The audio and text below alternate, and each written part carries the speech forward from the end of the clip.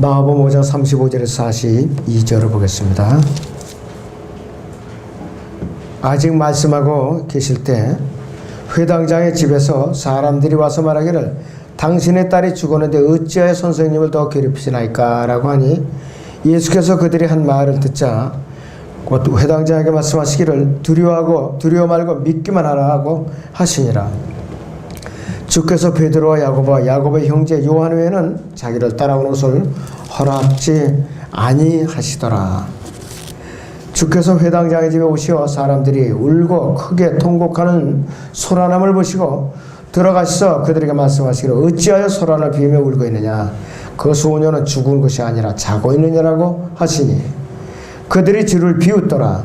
주께서 그들을 모두 밖으로 내보내신 후 그 소녀의 아버지와 어머니와 자기와 동행한 사람들만을 데리고 그 소녀가 누워있는 곳으로 들어가시어 그 소녀의 손을 잡으시고 탈리다쿰이라고 말씀하시니 이를 해석하면 소녀야 내가 너에게 말하노니 일어나라고 하심이라. 그 소녀가 즉시 일어나 걸으니 이는 그 소녀가 12살임이더라. 그러자 사람들이 매우 놀라더라. 주께서 이 일을 아무도 모르게 하라고 그들에게 엄히 당부하시고 소녀에게 먹을 것을 주라고 명하시니라 하랬습니다.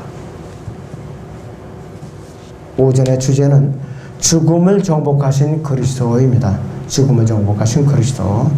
죽음을 정복하신 그리스도. 이 본문 말씀은요, 마태복음 9장 18절에서 26절에도 나오고 누가복음 8장 또 여기서 49절에서 56절에도 같이 나오고 있어요.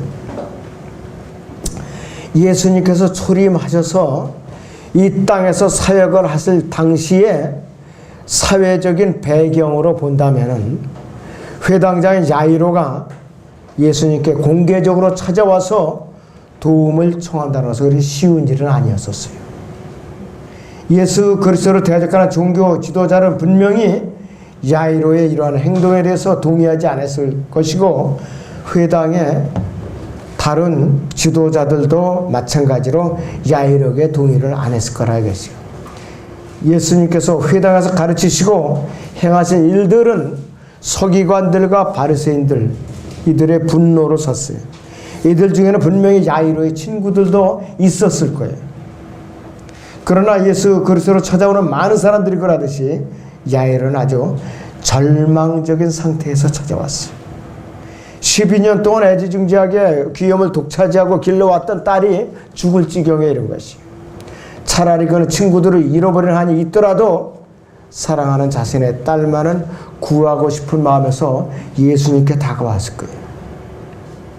예수님께서 야이로를 대하셔서 그를 승리로 이끌어 주신 광경, 딸을 살려주신 광경은 놀라운 광경이에요.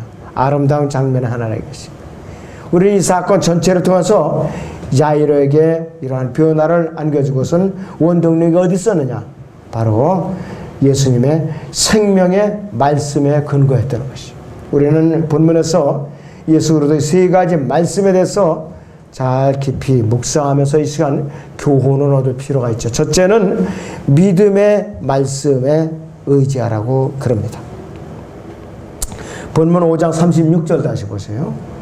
예수께서 그들이 한 말을 듣자 곧 회당장에게 말씀하시기를 두려워 말고 믿기만 하라고 하시니라 했습니다. 두려워 말고 믿기만 하라. 이 시점에서 야이로는 자신의 친구들을 믿거나 아니면 예수님을 믿거나 양자택일을 해야 되는 그런 입장에 놓여 있는 것이요. 사랑하는 딸이 죽었다는 사실을 들었을 때 그는 너무나도 충격을 받고 슬픔에 사로잡혀 있었을 거라 이것이. 그런데도 예수님께서는 두려워 말고 믿기만 하라 이렇게 안심시킨 거예요. 분명히 죽었다 이게 죽었는데 두려워 말고 믿기만 하라. 이미 죽었는데. 다시 말해서 네가 나에게 온 것은 믿음이 어느 정도 있기 때문에 다가온 것이 아니냐. 또 내가 바로 이 직전에 혈류병을 앓는 이 유출병을 앓는 이 여인을 위해서 내가 행한 일은 네가 보았지 않냐 이것이요. 넌 믿음이 없느냐? 네가 확신을 가져야 된다 이것이요.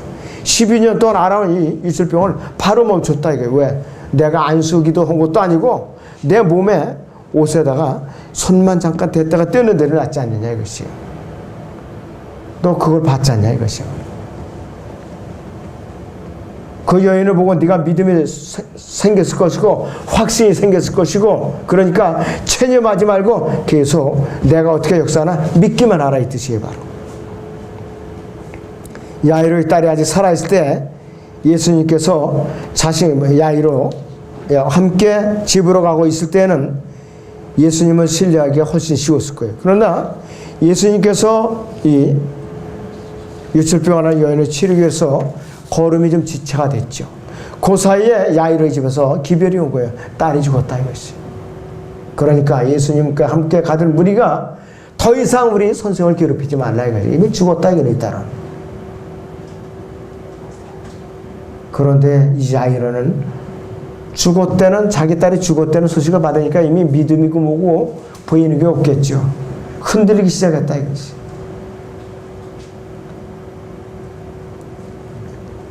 그러나 그는 이 믿음의 말씀을 붙들라고 예수님으로부터 권유를 받고 있어요. 두 번째는 소망의 말씀이에요. 여기 5장 39절을 보겠습니다. 마가복음 5장 39절에 보세요.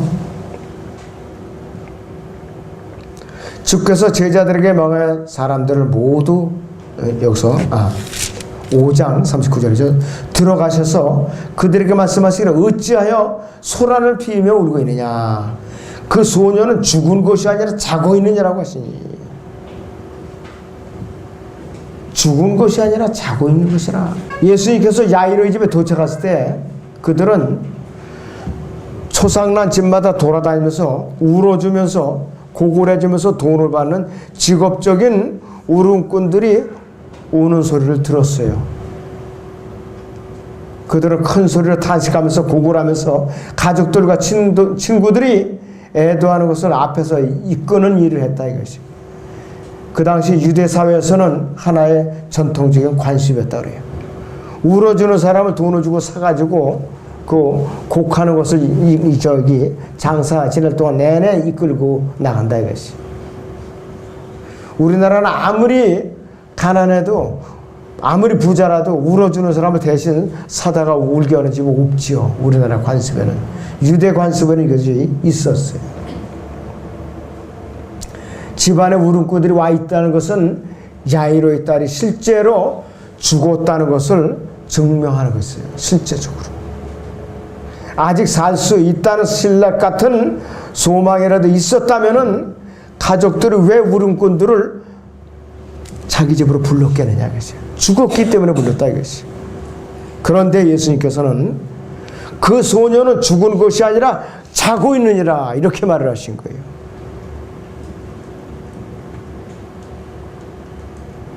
이 말을 듣는 순간에 야이로와 그 아내는 소망을 얻은 거예요.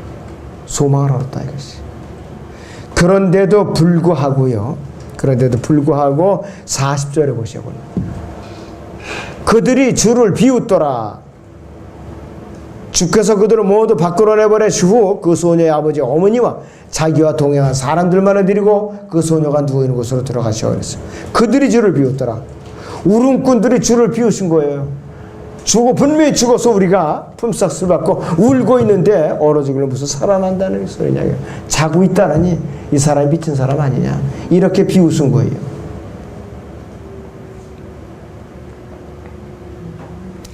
자, 우리 구원받은 성도에게 죽음은 뭐냐? 잠자고 있는 거야, 잠자고 있는 거. 데살로니가서 우리 4장 볼까요, 우리? 데살로니가서 4장.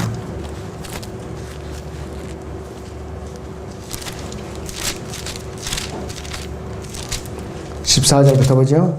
17절까지.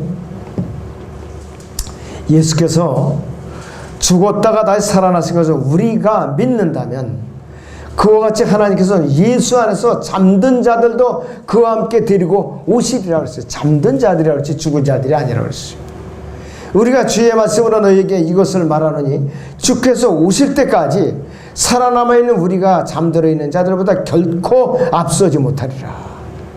주께서 호령과 천사의 음성과 하나님의 나팔소리와 함께 하늘로부터 친히 내려오시니 그러면 그리스도 안에서 죽은 자들이 먼저 일어나고 그리고 나서 살아나면 우리도 공중에서 주와 만나기 위하여 그들과 함께 구름 속으로 끌려 올라가느니 그래야 우리가 영원히 주와 함께 있으리라고 그랬어요. 성도들은 죽은 것이 아니라 잠잔다고 표현해요. 죽은 나사로도 예수님께서는 나흘 만에 썩은 송장을 살려냈을 때 그가 죽은 것이 아니라 잠든 것이라고 표현했어요.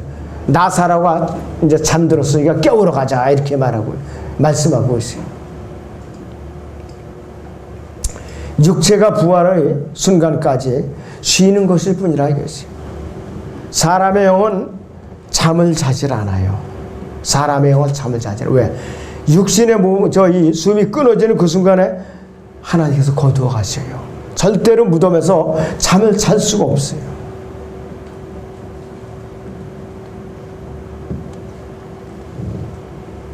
그리고 구원받은 성도들이 혼은 어떻게 되느냐?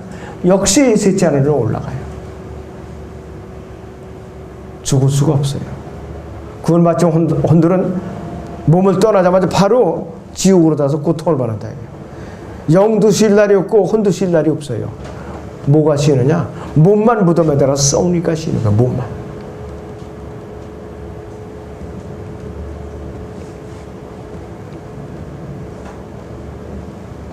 육체는 예수로의 재림과 부활을 기다리면서 육체도 몸이 이제 썩지만은 이것도 잔다고 또 표현을 하고 있다 이것이. 자, 그 다음에는 사랑과 능력의 말씀으로 우리가 이제 그 야이로가 위로를 받고 있어요. 마가복음 5장 41절을 봅니다. 40절부터 41절을 보죠. 그들이 주를 비웃더라. 주께서 그들을 모두 밖으로 내보내신 후 그 소녀의 아버지와 어머니와 자기와 동행한 사람들만 데리고 그 소녀가 누워있는 곳으로 들어가시오. 그 소녀의 손을 잡으시고 탈리다쿠미라고 말씀하십니다. 이를 해석하면 소녀야 내가 너에게 말하니 일어나라고 하심이라. 그 소녀가 즉시 일어나 걸으니 이는 그 소녀가 12살임이라 그러자 사람들이 매우 놀라더라. 주께서 이를 아무도 모르게 하라고 그들에게 엄히 당부하시고 소녀에게 먹을 것을 주라고 명하시니라 그랬습니다. 탈리다쿠미는 소녀야 내가 너에게 말하니 일어나라는 의미인데 고대 시리아어 즉 아람어입니다. 예수님께 내가 너에게 말하노니 이랬어요. 그분이 권세에 의해서 소녀의 영이 몸으로 되돌아왔다는 뜻이. 소녀는 살아났을 뿐만 아니라 병이 치유되었고 침상에서 내려와서 주위를 걸어다닐 수 있었고 또 전능하신 의사이신 예수님께서는 병이 재발하지 않도록 소녀의 부모에게 먹을 것을 주라 이렇게 했어요. 기운을 차리게 먹을 것을 주라 그랬어요.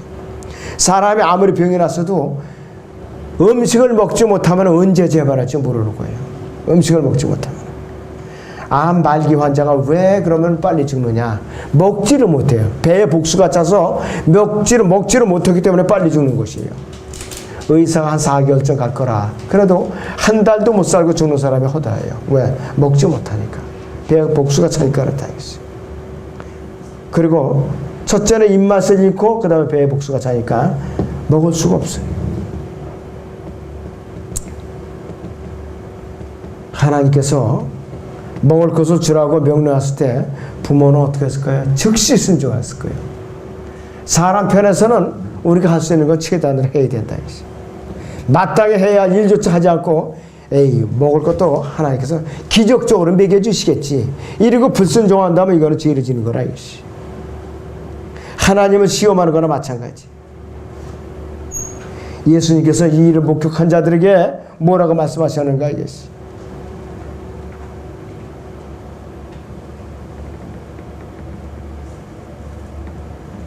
아무도 이 일을 모르게 하라고 입을 다물라고 그랬어요. 왜 그랬는가?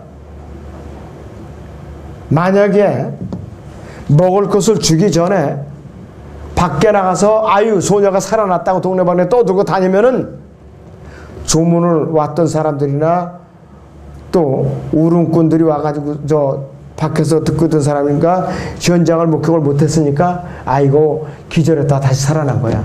이렇게 오해할 수도 있었다 이것이에요. 왜? 현장을 목격을 안 했기 때문에. 그러나 소녀가 걸어다닐 때 먹을 것을 먹여서 기력을 회복해서 밖에 있는 사람들한테 보여줘야 비로소 믿는 거예요. 그 전까지는 소문을 내지 말아라 이것이. 율법에서는 어떤 진실을 확정하는데 두세 증인 요구했다. 두세 증인이 요구했어요. 그런데 이 현장에는 5명의 목격자들이 있었어요. 야이로와 그 부인, 베드로, 요한, 야고보, 예수님까지 6명이에요. 6명이 있었다. 하나님께서 예수님께서는 이 세상의 모든 위험과 마귀의 질병과 또 죽음을 정복하실 수 있는 유일하신 하나님이시에요. 그래서 이 일련의 기적들은 자신의 제자들로부터 마귀 들린 자들에게 이르기까지 예수님께서 모든 부리 사람들을 어떻게 만나셔서 역사하시고 도우셨는가를 예증해주고 있는 사건이에요. 오늘날 성령으로 거듭난 우리도 항상 도움을 받을 수 있다는 것을 확신시켜주는 예수님이라 이것이요. 이 사건이요. 마태복음 9장 18절에서 19절, 23절에서 26절에서 반복이 되고 있어요. 여기서는 회당장이라는 말도 없어요. 야이로라는 말도 없어요. 그냥 관원이라고만 말하고 있습니다. 마태복음 9장을 잠깐 봅니다. 18절에서 19절을 보죠.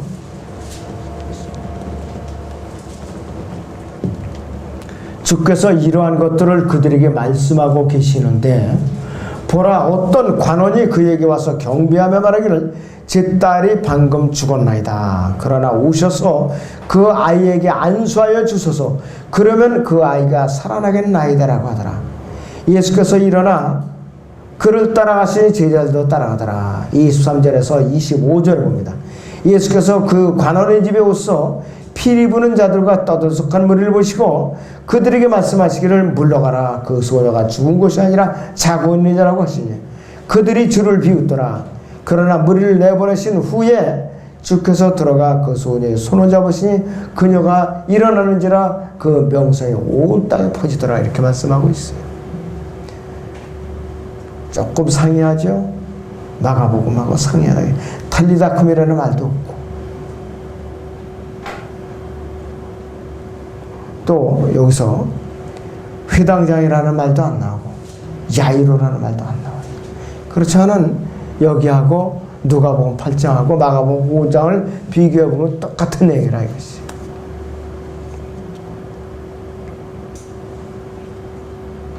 죽은 딸을 살려달라고 애원하는데 이 관원은 치유에 대해서 예수 그리스도의 능력에 대해서 분명히 믿음을 갖고 다가왔던 사람이라 이것이. 치유를 받은 많은 사람들이 입소문을 타고 분명히 그 사람이 야이로가 들었죠.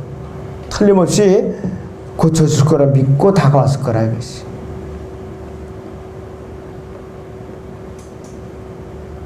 자, 그래서 이 야이로의 딸을 살려냈다는 것은 메시아 왕의 그 신분을 분명히 증거하는 또 하나의 사건이었어요.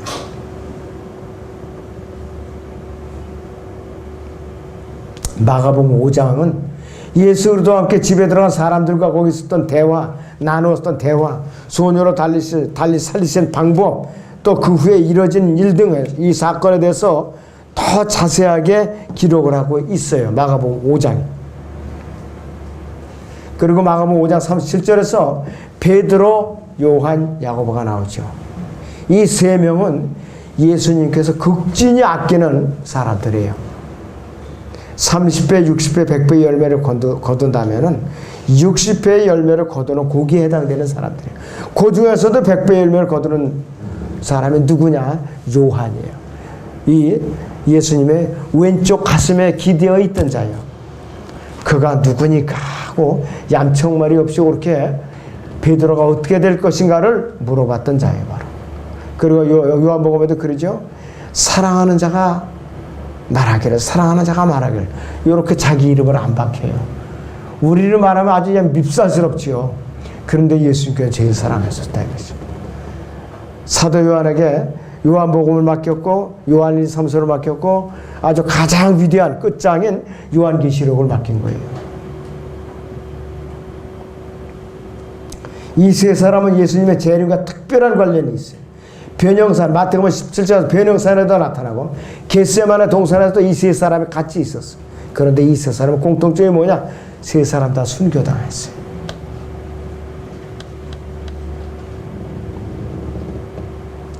그리고 여기서 이 마태복음 9장에 나오는 이 관원은 마가복음 5장 38절에 있는 대로 회당장이라 했어요. 야이로. 피리 부는 자들은 직업적인 곡을 해주는 바로 장례 초상집에 초청받는 그러한 일꾼들이라 이것이.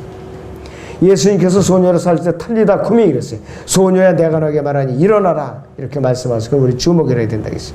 이 소녀가 하나님의 말씀에 의해서 일어난 거예요. 안수에서 일어난 것이 아니라 말씀의 능력으로 일어났다 이것이. 왜 그러냐? 예수님께서는 하나님의 말씀 자체이시고 생명의 근원이세요.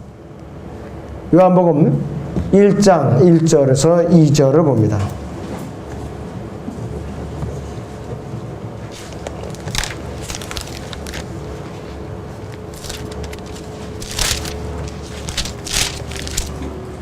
요한복음 1장 1절에서 2절을 보죠. 태초에 말씀이 계셨고 그 말씀이 하나님과 함께 계셨으니 그 말씀을 하나님이셨느니라. 그 말씀이 태초에 하나님과 함께 계셨느니라 했습니다.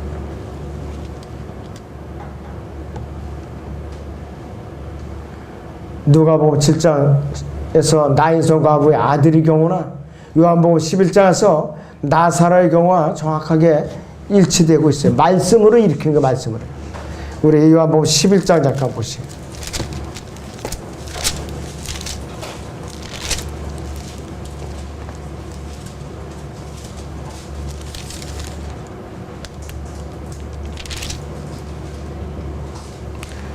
요한복음 11장 43절을 봅니다. 죽은 지 나흘 썩은 송장을 살려내는 장면이에요.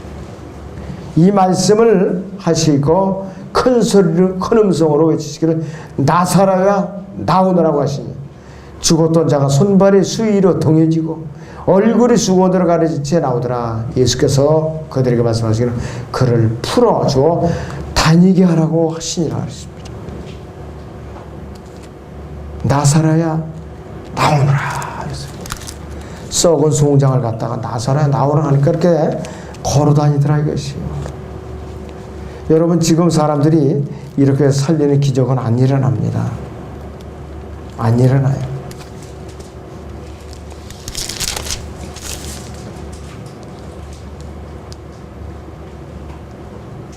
자, 여기서 누가복음 7장 14절부터 보죠. 우리 14절. 누가복음 7장 14절을 봅니다.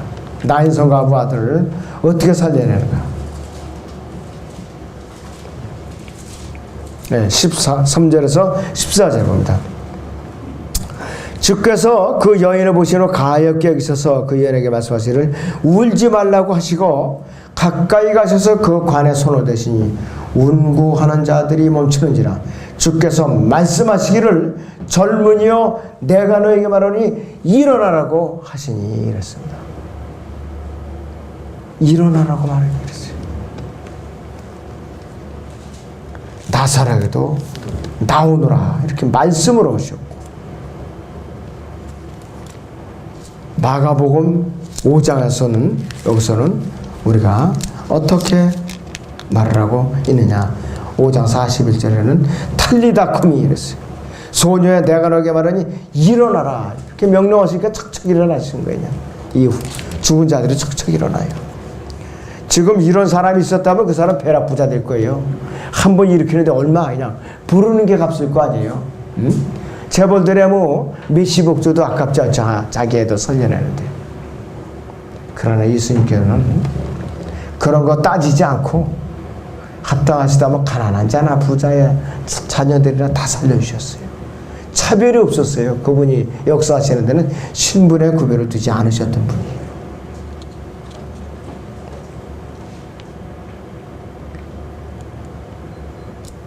그래서 이렇게 역사하시자마자 방해가 아주 극심하게 일어났어요. 극심하게 일어났대요. 왜? 자꾸 기적이 일어나니까 못 견디겠는 거야, 이 대적자들이. 일 막긴 막아야 되는데. 그러니까 방해가 심할 수밖에 없지요.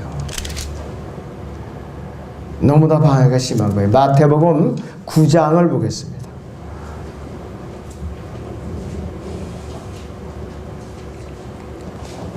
32절에서 34절을 보니까 예수님께 아주 굉장히 모함을 해요. 주와 그 일행이 떠나갈 때 보라, 사람들이 마귀에게 사로잡힌 벙어리 한 사람은 그 얘기를 들으니라. 그 마귀가 쫓겨나자 그 벙어리가 말을 하더라. 무리가 놀라며 말하기를 일찍이 이스라엘에서 이런 일을 본 적이 없다라고 하더라. 그러나 바리새인들은 말하기를 그는 마귀들이 통치자들이 힘입어 마귀들을 쫓아낸다고 하니라. 이렇게 또 비난하기 시작하는 것이. 이 세상에 육체를 가지고 태어났던 모든 사람 중에서 예수 그리스도만이 유일하게 죽음을 정복하시고 죽은 자들 가운데 영원히 썩지 않는 영원한 몸으로 부활하신 유일하신 분으로서 그분은 육체를 입으시는 하나님이시며, 골로새서 1장을 잠깐 보겠습니다. 18절에서 20절을 보죠. 우리